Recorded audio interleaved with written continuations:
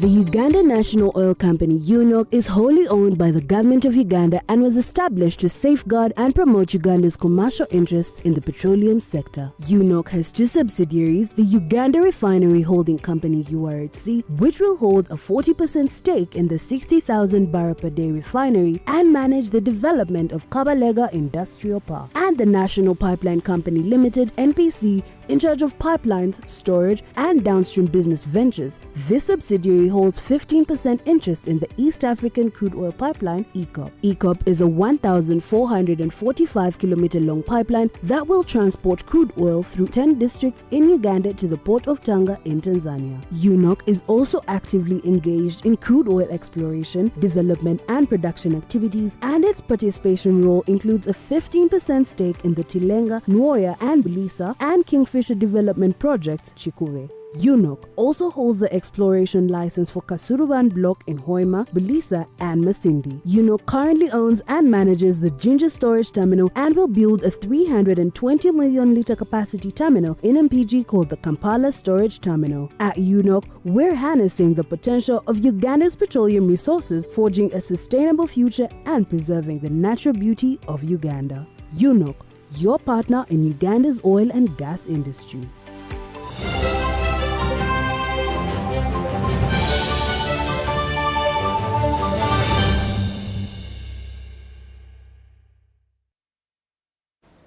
A very good evening to you all and welcome to UBC News Tonight, our second and final edition of News Tonight this Tuesday, the 14th day of May 2024. We're coming to you live online and on air from Broadcast House here on Nile Avenue. On sign language, it is Elizabeth Nakakoni and I am Rukidi Edward Kijanangoma. Now, the ongoing 5-day National Nutrition Forum, a platform that brings together nutrition stakeholders, has underscored the need for government to include nutrition interventions in the country's national development plans. Officiating the forum, the Prime Minister, Robin Nabbanja, considered that malnutrition is still a challenge and implored all stakeholders to leverage on partnerships to address this critical issue that affects human health and development. We have the following story.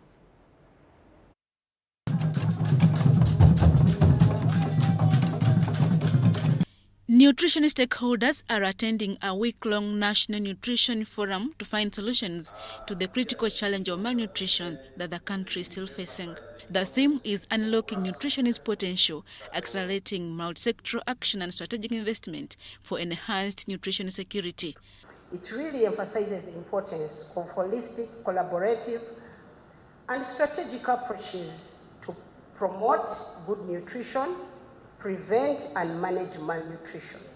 Statistics from UNICEF show that 440 million children globally face child food poverty, a situation defined as inability to access and consume nutritious foods in the first 5 years. In Uganda, the Demographic Health Survey of 2022 shows that 2.4 million, a representative of 24.4% of children, are stunted. With these statistics, the Prime Minister, Robin Nabbanja, has implored stakeholders in nutrition to harness the power of collaboration to fight malnutrition. Investing in programs that address child undernutrition and stunting levels will improve the health and well-being of Uganda's children and generate significant economic benefits for our country. Uganda responded to these findings by putting in place the Uganda Nutrition Action Plan, which is commonly known as UNAP 2. This is a government-led effort to address the nutritional needs of all population groups, particularly the most vulnerable. Nutrition Development Partners Group stresses that consequences of malnutrition are a barrier to the achievement of sustainable development goals. Affecting not only health, but also education, economic prosperity, the societal well-being. And in sub-Saharan Africa, over 30% of children under the age of 5 suffer from stunted growth due to chronic malnutrition underscoring the urgency of our collective action. As we advocate for improved nutritional outcomes, it is essential to embrace a holistic approach, as we consistently hear, that recognizes nutrition as a cornerstone of intellectual development, educational success, and economic productivity. We must strive for greater equity in access to nutritious foods, particularly for our most vulnerable populations, including children, pregnant women, and those in rural areas. Malnutrition and food insecurity have become one of the world's major challenges, and therefore there is need to strengthen agricultural systems to boost food production and supply. Adia Nakute, UBC.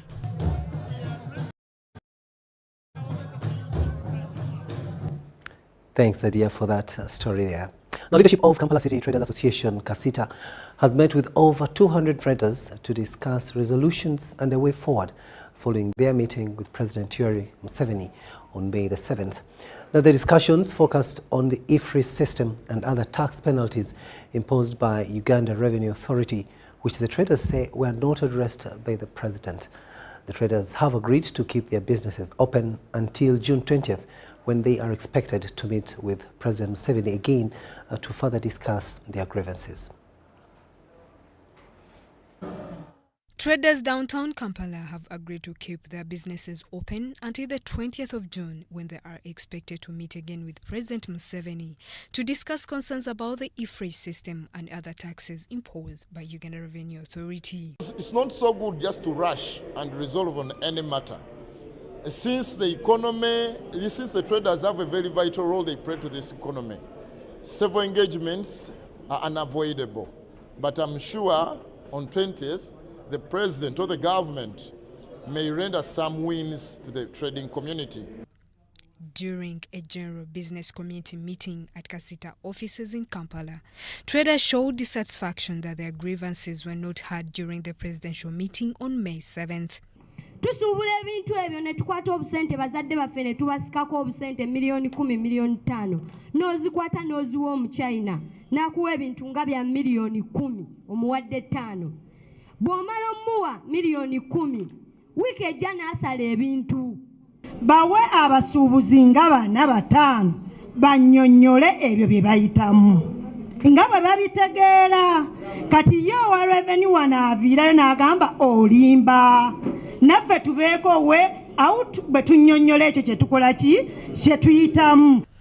KASITA spokesperson Issa Sechito explained the reasons and outcomes of the general business community meeting. We have communicated to all associations within and without KASITA, and it is a resolution that we are going to document and forward it to them, that any further action that is going to be taken will be after the 20th, when we meet the President. If what comes out is not agreeable to the business community, that's when we shall convene again to decide on the next course of action. Traders hope their meeting with the President will also be based on discussions they've had with the Ministry of Finance and other leaders. Sure, like the engagements we have had with the government, even tomorrow we're having several meetings, the government will have special consideration to the traders. We're still hopeful that the President will give us some wins. However, they caution against corruption among some members of Parliament. Some have approached us to make sure that if you want to discuss on your matters, at least get us some brown envelopes. But we are determined, and we are advising them, please let us make sure that we champion for the betterness of Ugandans by facilitating and discussing fair policies which support the trading community. This comes after the 4-day protest by traders last month against the electronic physical receipting and invoicing solutions, IFRIS, which they want to be halted.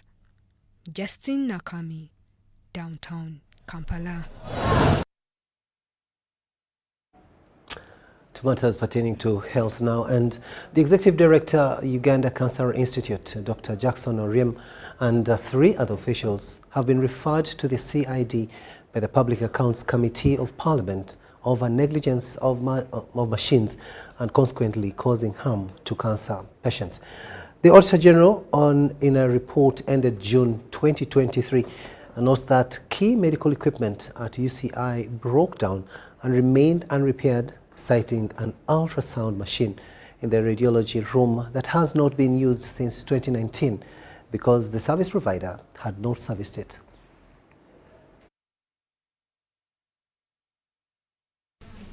Officials from Uganda Cancer Institute have appeared before the Public Accounts Committee of Parliament to answer queries in the Auditor General's report for financial year 2022-2023. The report indicates that the Institute was given 48.76 billion shillings. Although had a target of collecting 4.5 billion in non-taxable revenues, it collected 3.37 billion, which was an underperformance according to members of Parliament. The Executive Director, Uganda Cancer Institute, Dr. Jackson Oryema, said during the year under review, most patients asked for waivers, emphasizing that all cancer patients are poor. Even those who ask for executive services, UCI subsidizes for them. At the moment, the country is doing very well in treating the poor because the availability of anti-cancer drug at any one time, if you move into the institute, is between 85% to 90%. 10,000, X-rays 30,000, and then CT scan is 200 to 300,000, depending on the organ that you need to do. Then radiotherapy is, if you're doing one of the advanced techniques, is 1.4 million Uganda shillings.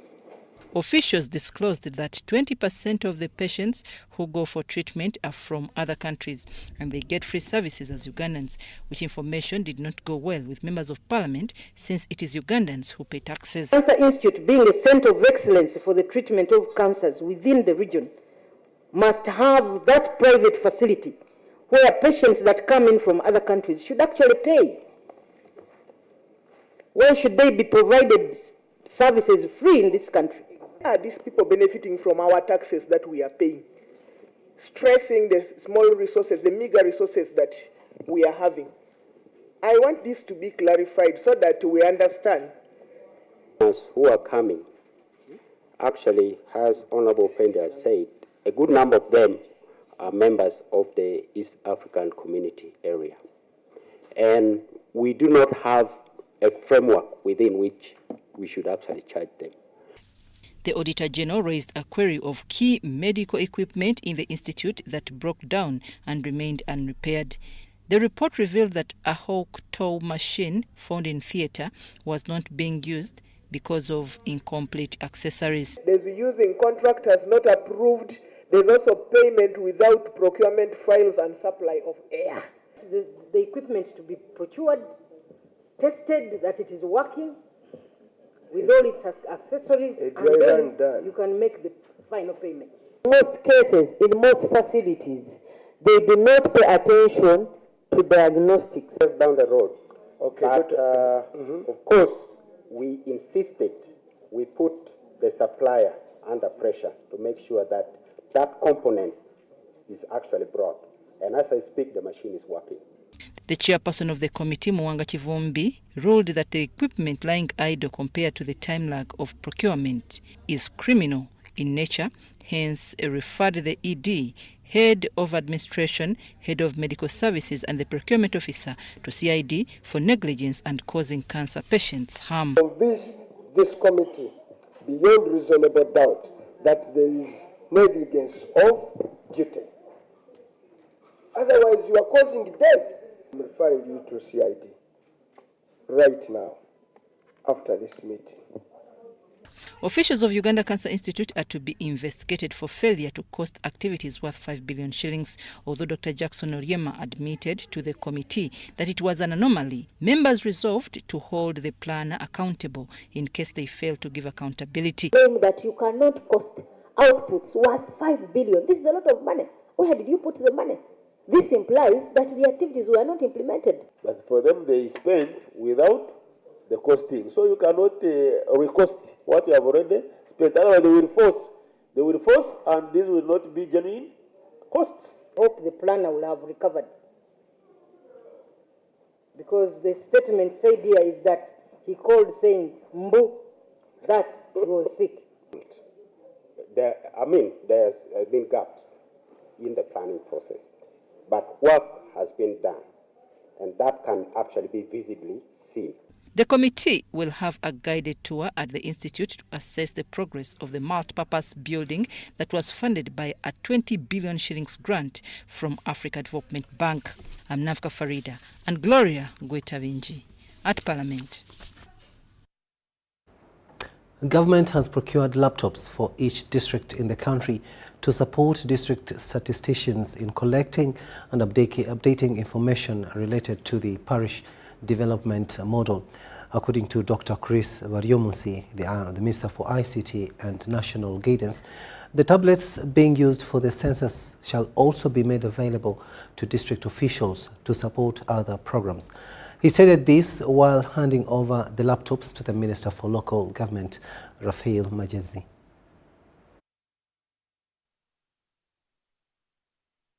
We must do data capture because that was the problem we had. When you get the laptops or tablets at the parish level and some machine at the sub-county level, and then we put a desktop computer in the planning unit, you will not have any reason not to say, I don't know who the beneficiary is. You should be able to capture the right beneficiaries.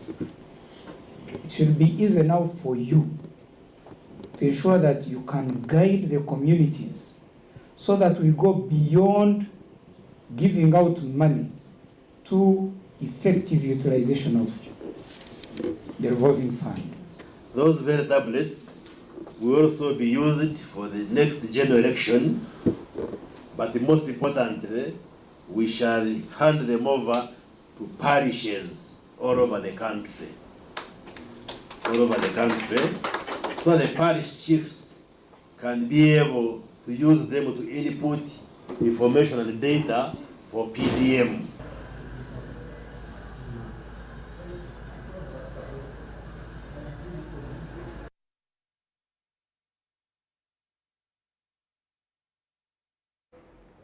Uganda and Kenya have committed to further strengthen the strategic partnerships and promote cooperation in areas of mutual interest.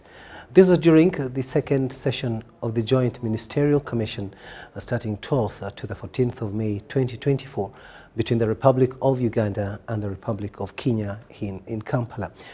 The Kenya delegation was led by the Prime Cabinet Secretary and Cabinet Secretary for Foreign and Diaspora Affairs, Dr. Musalia Mudavadi, while the Uganda delegation was led by Minister for Foreign Affairs, General J.J. Odongo. Uganda and Kenya have enjoyed a common heritage and a shared history. The bond that exists between the two countries has been built on common values, aspirations, and prosperity. Today's ministerial session is expected to consider multi-sectoral matters, deliberate on obstacles and challenges to doing business, and endeavor to resolve outstanding and emerging issues. During the Joint Ministerial Commission in Kampala, there was a commitment of the two governments to strengthen the strategic partnerships and promote cooperation. We will enhance our mutual understanding, deepen our bilateral cooperation, enhance trade between our countries, and promote common prosperity for our peoples. It is my desire that the issues on non-tariff barriers that have continued to hamper cross-border trade between our two countries are further discussed at length and a conclusive position reached to enable the augmentation of bilateral trade. The bilateral exercise precedes the official state visit of President Museveni, due 15th to 17th May 2024, to address the issues on non-tariff barriers that hamper cross-border trade between the countries. The second session is a follow-up of the first session of the JMC in March 2019 in Nairobi. The state visit will afford our two countries an excellent opportunity to exchange views and review the progress of the many bilateral, regional, and international issues of mutual interest. So this is an opportunity to review the implementation status of the agreed commitments. Maureen Babidie, reporting for UBC News.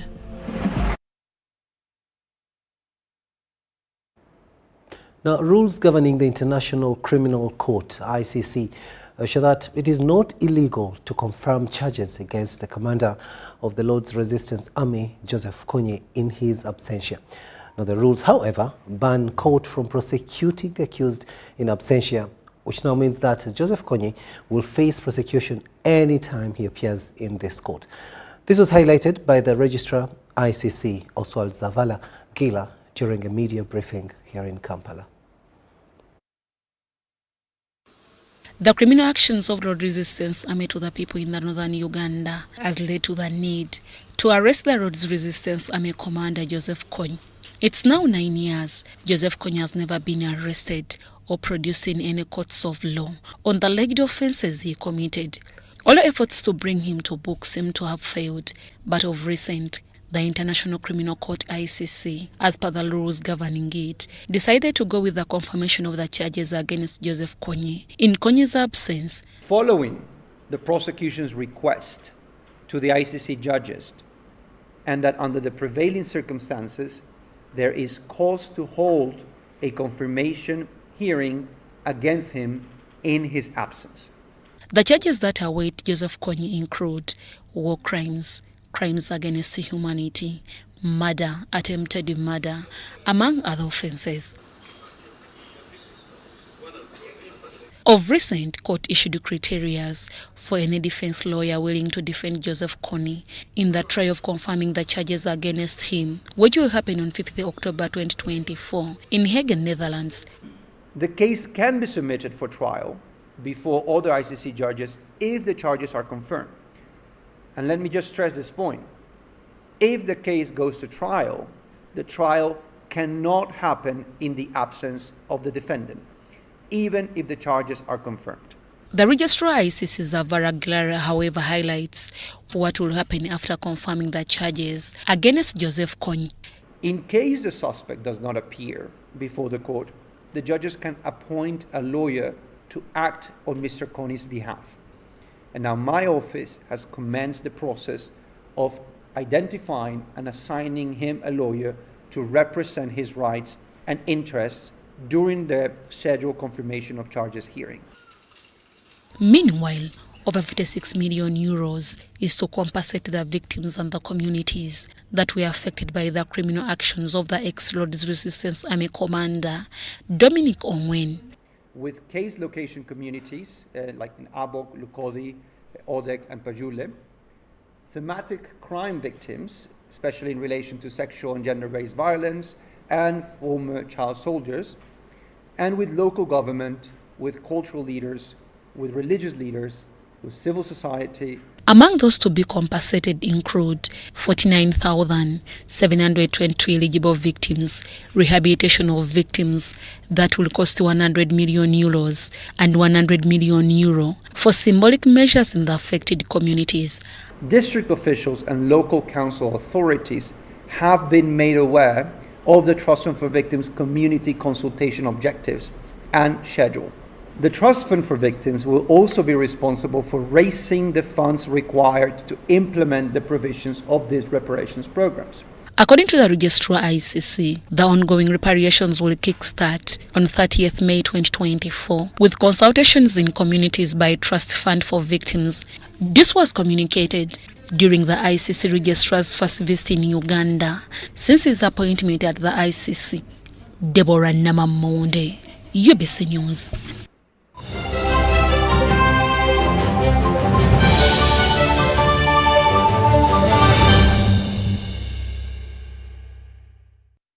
We've hit refresh with Castle Light. A premium new look.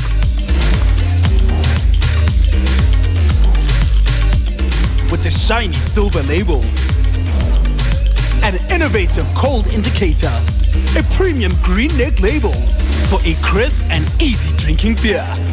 Fresh new look. Experience the fresh new Castle Light.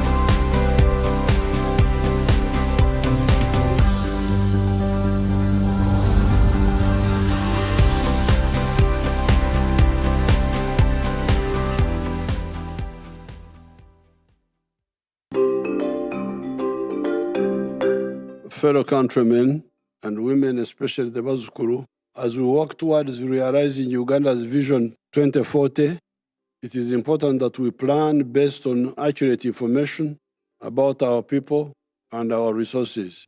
I therefore would like to announce the 6th National Population and Housing Census that will start on the 10th of May 2024. The information from the National Population and Housing Census will support government, the private sector, cultural and religious institutions, civil society, and development partners in service delivery. It will also provide the basis for planning the provision of social services such as education, health, and transport, among many others, at the national and local levels. When data collectors or enumerators come to your home during the census, please avail yourselves and provide them with honest answers to their questions. This is in order to enable them to process the most accurate information about you, your household, institutions, and community. I therefore call upon all political, cultural, and religious leaders, private sector players, civil society, the media, and the institutions of the government to support this key national program. The successful execution of this census will influence the well-being of all Ugandans and progress the country towards the desired socio-economic transformation. I wish you all a successful census for God and my country.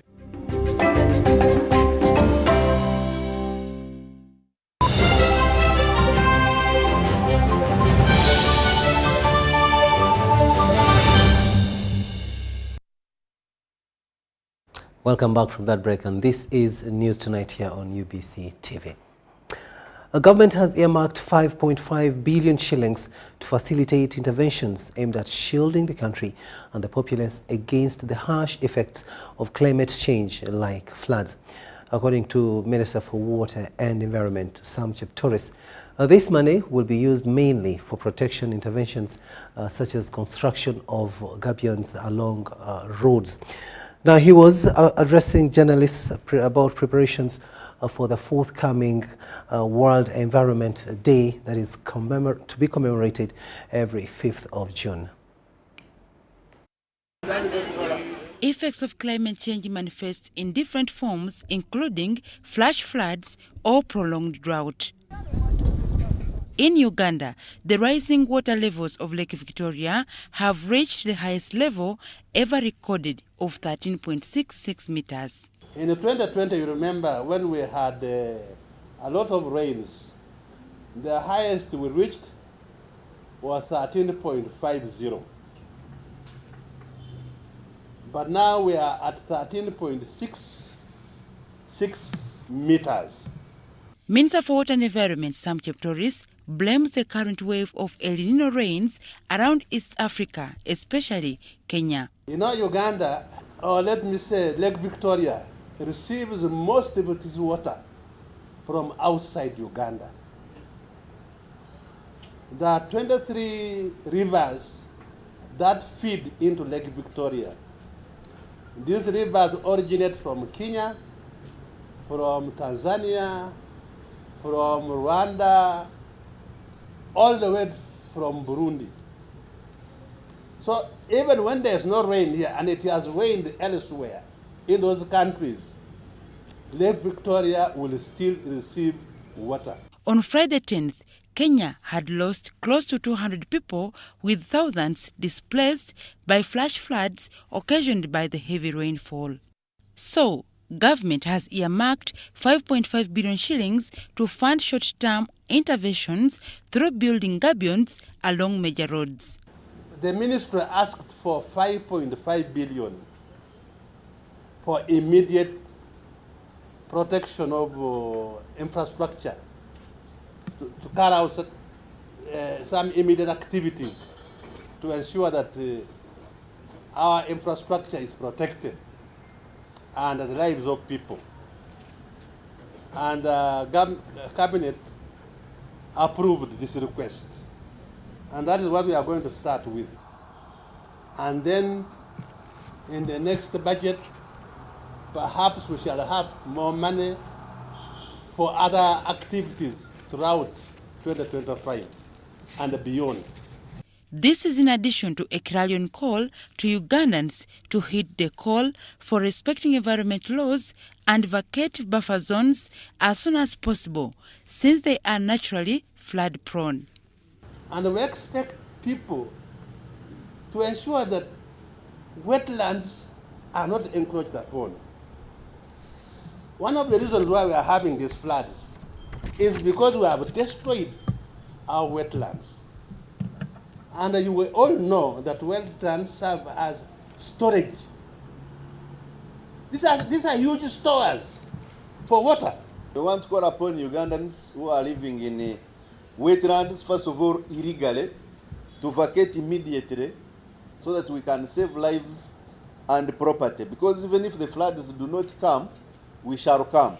Minister Sam Cheptoris revealed this during a media engagement ahead of this year's World Environment Day, slated for 5th June. Uganda's World Environment Day will be hosted in Sonko District under the theme Land Restoration for Climate Resilience. Dorcas Kimono, UBC News. To Chikube District now, where 3 people have been arrested in Chikube District for allegedly refusing to be enumerated in the ongoing National Population Census exercise. Now, these claim to be members of the Seventh-day Adventist Church, SDA, and were arrested this morning during an operation carried out by police and the UPDF in Kisonsomia Village, Muwogo Parish, Kaboya Sub-County. On interrogation by the RDC, Amlan Tumsime, the suspects told him that the Bible does not allow them to take part in such activities.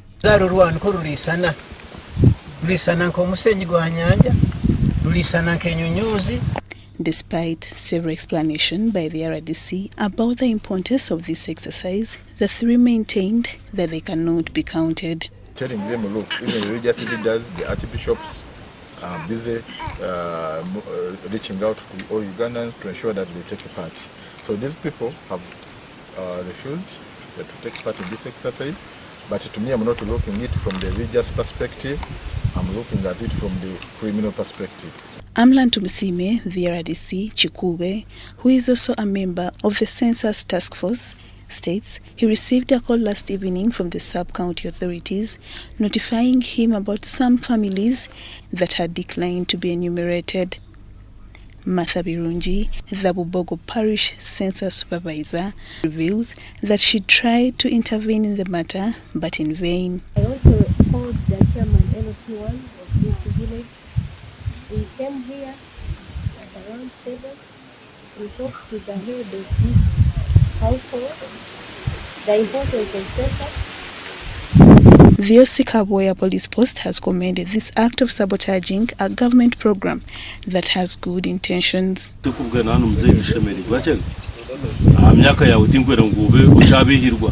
chairperson, Local Council 1, Robert Mugabe, and other residents note that this is the first time for them to have such cases in the area. Programu za government zone zibairo ni bazanga baito kusanga saa zino ndangamuntu niyo kikuru so bagumizamu kwanga nyagaruka n'ogundi era same story.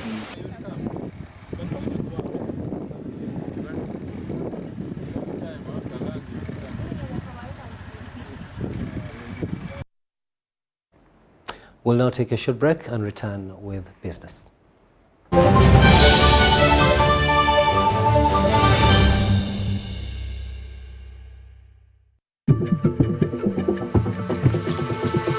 Uganda's biggest tourism and travel trade show of the year is here again. The 8th edition of the Pearl of Africa Tourism Expo Poate 2024 under the theme Responsible Tourism will be taking place at the Speak Resort Convention Center, Munyonyo from the 23rd to the 25th of May 2024. It's your chance to connect with tourism and travel professionals from across the globe. Discover travel holiday deals, packages, and so much much more. Visit www.poate.co.ug to register and be part of the event. The Pearl of Africa Tourism Expo, Poate, is brought to you by the Uganda Tourism Board.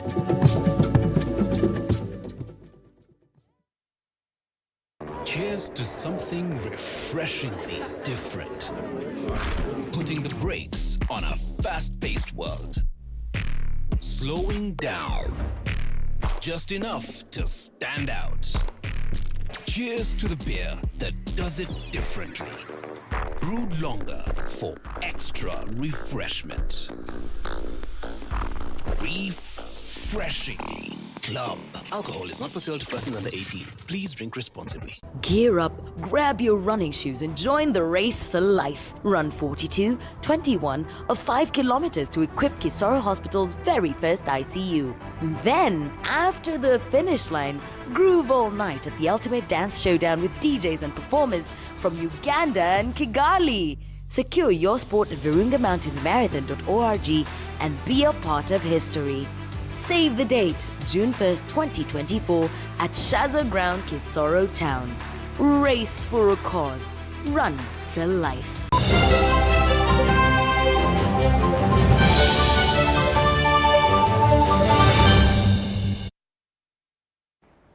Welcome back. Let's have a look at business news now. And the Atomic Energy Council, together with experts from the International Atomic Energy Agency, is meeting with stakeholders to assess threats to the nuclear industry. The meeting focuses on acquiring knowledge, skills and competencies in detection, prevention and response in carrying out assessments regarding nuclear and radioactive materials. The Chief Executive Officer of the Atomic Energy Council, Deogratius Lualida, says Uganda has the capacity, both in regulatory and operational strategy, to deal with nuclear threats. Because our national security regime is complete, we have the laws, we have the agencies and institutions and organizations involved in this. We have measures, nuclear security measures against any attacks to these facilities where we have radioactive materials, and people are being trained. So in case of, in the aspect of prevention, yes, we have all the preventive measures, both from the regulatory aspect, even the operational aspect, because our law, the Atomic Energy Act number 24 of 2008, and the regulations thereunder provide the preventive measures and the preventive aspects which are known to the facilities, even to the other institutions who are involved in ensuring nuclear security. As a part of detection, yes, we have acquired some capacity because we have some equipment which help us to detect, and where we have these facilities, we have already installed these detection mechanisms.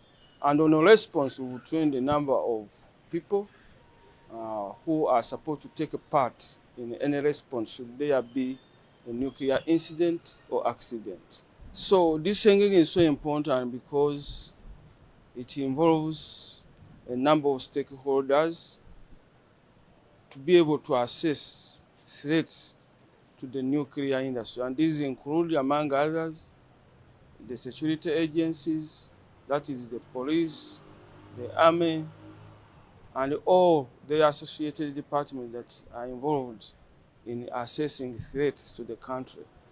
But this time, focusing more on the threats regarding nuclear and radioactive materials and associated facilities and activities that we undertake. Since 12 years, the Nuclear Security Guidance Committee, NSGC,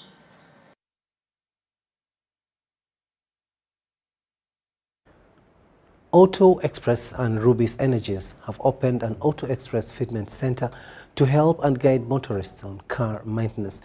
The Uganda CEO at Auto Express Limited, Sushant Banerjee, told UBC that the center offers service that will guide road users to avoid road accidents.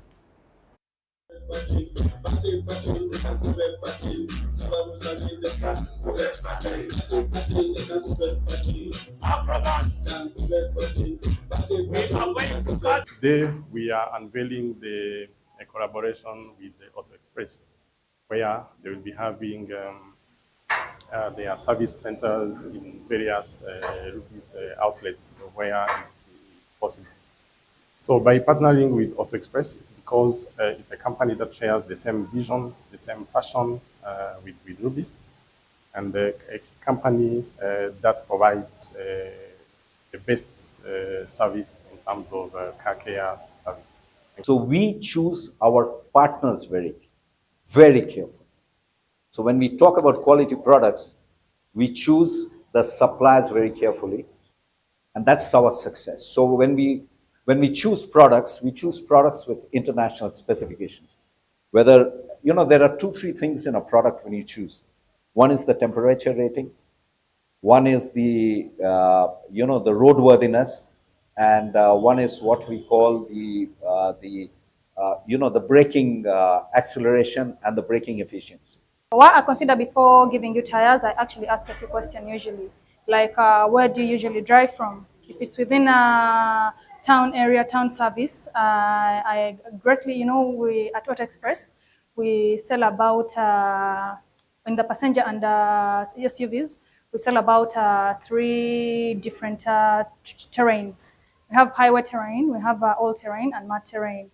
Now, the highway terrain are designed 80% on road and 40% off-road. Biggest influence of accidents, which is why at Auto Express, we value your lives. So this is why our bosses are dealing with some of the best brands in the world. You can Google it. This information is wherever. It's not rocket science. BF Goodrich is among the best tires. Goodyear, the president of America, the best, wears Goodyear tires. So, we have some of the best brands. So, yeah.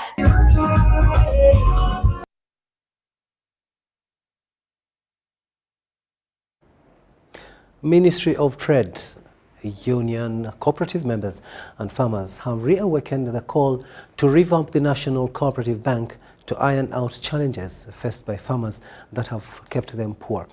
Now, the system has also exposed them to exploitative middlemen. This as the cost of doing business on the side of farmers is high, threatening their efforts to reach value addition. Ensuring access to finance productive ventures in agriculture and agribusiness, value chain initiatives have become a concern to agriculture. This addresses the exploitative loans that commercial banks extend to farmers, which cooperative societies, trade unions and other stakeholders would revamp the country's cooperative bank. The cooperatives that used to be very strong in 1960s and early 70s became weak because of the civil wars and other economic restructuring programs. So, and because of that, automatically the bank couldn't survive because the bank was highly dependent on the strengths of the cooperative movement then. So, but to date, I'm very happy to inform all Ugandans that we have very strong cooperatives which have the capacity to establish and own a bank. To reinstate the Uganda Cooperative Bank, trade union and cooperative members and the Ministry of Trade, Industry and Cooperatives are convinced that it will enhance effectiveness of the agriculture sector, boost value addition, as well as attract trade and market comparative advantage. It was closed, but now it needs to be established. Why? Because the majority of the population are in agriculture and cooperative, 75%. And these people are not able to get facilitation from the traditional commercial banks. One, the borrowing rates in the traditional commercial banks is very high. Two, they are lending short-term loans. When you are in the cooperatives and the agriculture, you need money for some time, for reasonable time. Three, they are not able to go in the rural areas where the majority of population is. The Permanent Secretary in the Ministry of Trade, Industry and Cooperatives, Geraldine Salibusulwa, says the restoration of the cooperative bank will address farming risks among other issues. If we could manage to control the price for the farmers, I think it could be a win-win situation for the farmers. But once the price drops to about 200, 300 or 500 Uganda shillings per kilo, no, it's not viable for them. They cannot plow back their money. Uganda Cooperative Bank collapsed in May of 1999, despite having been active since its establishment in 1964. I'm Ivan Juko and Mike Bakabulindi for UBC.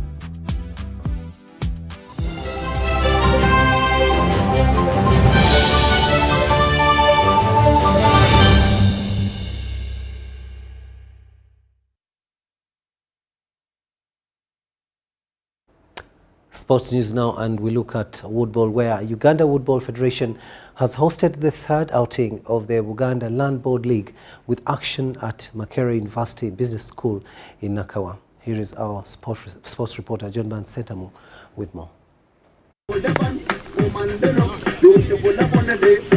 It was a full house at Makerere University Business School on the occasion of the third outing of the Uganda Woodball Federation Buganda Land Board League. It's been an enjoyable game, and we request for more people to come so that we can enjoy together. This game is very educative. People will learn lots of things when we're here. Actually, what inspired me to play Woodball is the students, because I work in a school setting, and the times they would play, they would inspire me to play them more. The league this year has registered 11 men and 10 women's teams, including new ones like Uganda Christian University Mukono. It's not the first time for me to play Woodball, but it was our first league to play today. And it has really been an exciting moment and a very nice experience for us. Uganda Woodball Federation appreciates the quality of players in the league, many of whom will be considered for international duty.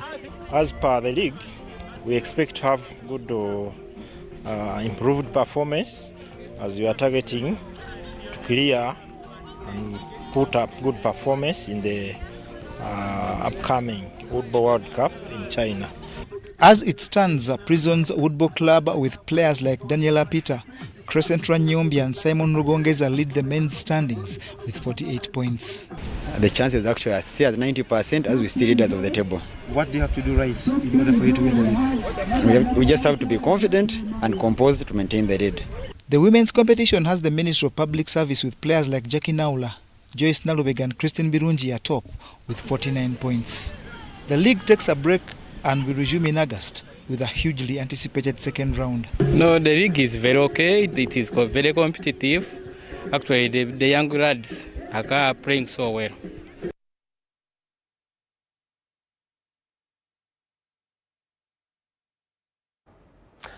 And that story brings us to the end of this bulletin. Thank you so much for having kept us company. On sign language, it has been Elizabeth Nakakoni, and I am Rukidi Edward Kijanangoma, wishing you a blessed night, but we'll leave you with Nanteza Juliet with the weather forecast for tomorrow. Sunny intervals dominated most areas, while later on in the afternoon, some areas around the lake had some isolated showers. My name is Juliet Nanteza with the latest weather forecast from Uganda National Meteorological Authority. We have a reduction in the wet activities, and this is due to the low pressure center that is on Madagascar, and this is sucking most of our moisture. As you prepare for your morning, Central, we expect to wake up with light showers along the Lake Victoria Basin. Elsewhere, we expect to wake up with sunny intervals. The western stretch, we expect to wake up with sunny intervals in most areas. Eastern, we expect to wake up with thunder showers along Lake Victoria Basin. And as for Soroti, we expect to wake up with sunny intervals. In the north, Lira, Kotido, Moroto, we expect to wake up with sunny intervals, and elsewhere we expect isolated showers. Later on in the afternoon, maximum temperatures are expected to rise to 29 for Kampala and Masaka with thunder showers in Kampala. Nakasongola, we expect a maximum of 30 with thunder showers, and Mubende, we expect a maximum of 30.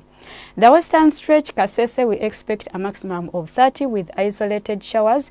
Mbara, we expect a maximum of 29, and Kabale Highlands, we expect a maximum of 25 with sunny intervals. Eastern, we expect a maximum of 30 along Lake Victoria Basin with thunder showers. Soroti, we expect a maximum of 32.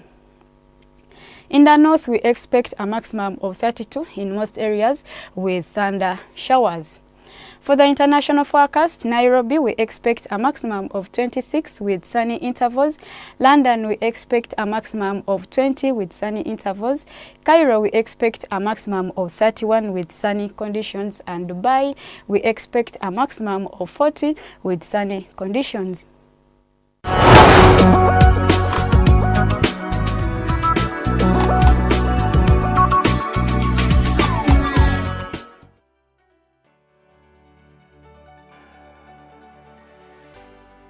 UBC, inspiring Uganda.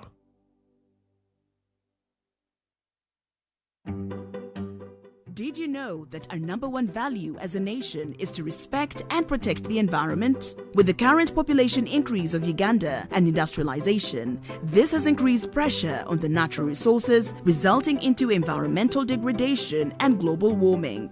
Developing countries like Uganda could face 80% of the global climate change effects by the year 2030 if no action is taken. Join us here on UBC TV, Inspiring Uganda, on our Eco Plus program, where we bring you an in-depth analysis of issues that are disastrous to our environment. Every Wednesday at 7:30 p.m. only on your loved station, the National Broadcaster. In a significant leap towards harnessing technology for national planning and development, Uganda is again conducting a landmark digital census which started with 9th May 2024 as the census refresh night and the enumeration period scheduled for 10th to the 19th May 2024. This is the 6th population census Uganda has undertaken since it attained independence in 1962, and normally they are held after 10-year intervals. The theme for this census is It Matters to Be Counted. The theme in 2014 was Counting for Planning and Improved Service Delivery. This Wednesday, on Behind the Headlines, Timothy Nyangweso is exploring more on why Ugandans should be counted. On set is a panel of experts with excellent brains. Behind the Headlines on UBC, your public broadcaster, inspiring Uganda.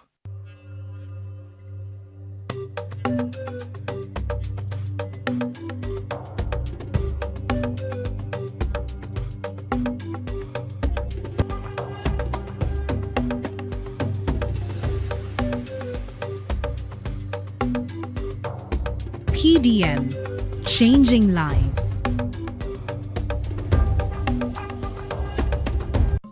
Bukomansimbi district is located in Greater Masaka, the heart of Uganda's agricultural landscape. The population is deeply involved in agriculture, mainly coffee farming, livestock keeping, and poultry. The recent introduction of the parish development model has been instrumental in transforming lives and livelihoods in this vibrant district. The parish development model is a government flagship initiative that aims at empowering communities through targeted support in key sectors. In Bukomansimbi, communities are engaged in horticulture, piggery, poultry, and coffee farming enterprises. Behind the success of PDM lies a robust framework facilitated by dedicated members of the community. Members wafuna bamukibiina twafuna okusembewa okuva mu kibiina eyongera mu maaso kugenda ku sako ey'omuluka then ne tweyongera mu maaso omuluka ne wabawo okulambula abalonzi okutusemba bamemba abo banaasobola okuba nga basobola okuyoba miliyoni ya sente n'okusinza ku busobozi bwabwe ku ebyo bye baateekayo ebiraga obusobozi bwe balina okutwala sente za PDM. abasobola okuyitamu ne balambulwa ne bafuna emisomo ne basobola okuba nga baweebwa ssente ezo.